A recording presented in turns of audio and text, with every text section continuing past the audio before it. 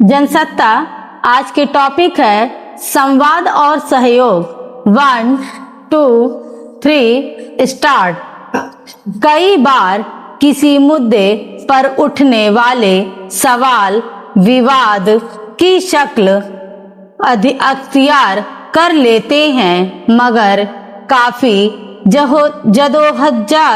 के बाद जब उस पर सहमति के बिंदु बनने लगते हैं, तब आखिरकार अपने परिणाम में वही सवाल भविष्य के लिए सकारात्मक दिशा का संकेत बन सकते हैं। नीट 2026 के प्रश्न पत्र लीक होने की घटना निश्चित तौर पर सरकारी तंत्र की विफलता और लापरवाही का सबूत थी, लेकिन उससे ज्यादा चिंता की बात यह थी कि लाखों विद्यार्थियों के भविष्य को लेकर सरकार बहुत ज्यादा फिक्रमंद नहीं दिखाई दे रही थी। इससे स्वाभाविक तौर पर विद्यार्थियों के बीच असंतोष और क्षोभ की भावना पैदा हुई और उसी को कॉकरोच जनता पार्टी नाम के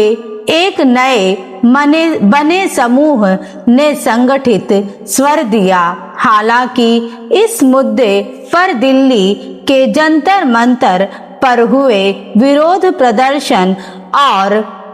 खासतौर पर संसद मार्च के आह्वान के दौरान विद्यार्थियों के खिलाफ पुलिस ने जिस स्तर पर बल प्रयोग किया, उससे सरकार के रवैये पर तमाम सवाल उठे।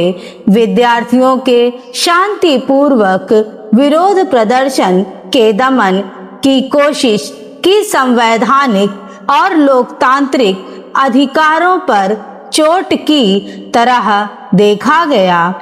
अब विद्यार्थियों के उस आंदोलन के एक निष्कर्ष पर पहुंचने के बाद सरकार ने प्रश्न पत्र लीक होने की घटनाओं को पूरी तरह रोकने के लिए लोक परीक्षा,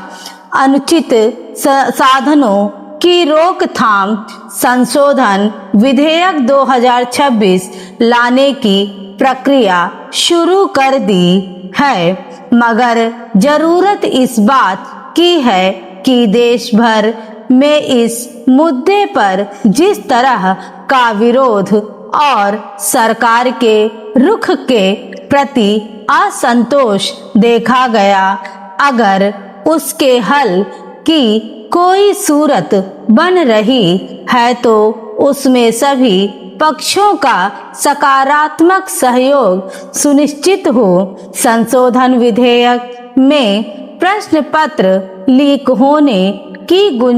कोई गुंजाइश नहीं छोड़ने के लिए कई सख्त प्रावधानों की बात की गई है, तो इससे यह साफ है कि सरकार इस समस्या की गंभीरता को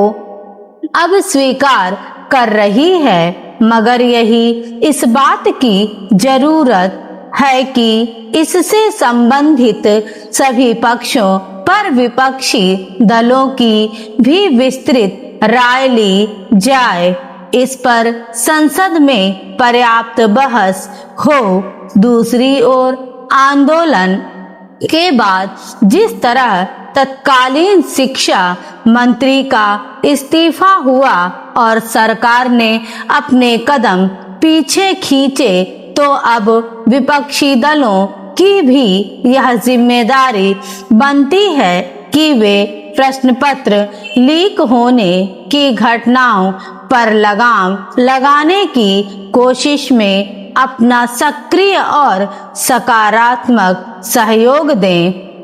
सही है कि नीट 2026 का प्रश्न पत्र लीक होने की घटना कोई पहली बार नहीं हुई थी। इससे पहले भी कई बार प्रश्न पत्र लीक होने के वाकये सामने आ चुके हैं, मगर सरकार ने औपचारिक निर्देशों के अलावा इसे गंभीरता से लेने की जरूरत नहीं समझी। स्टॉप।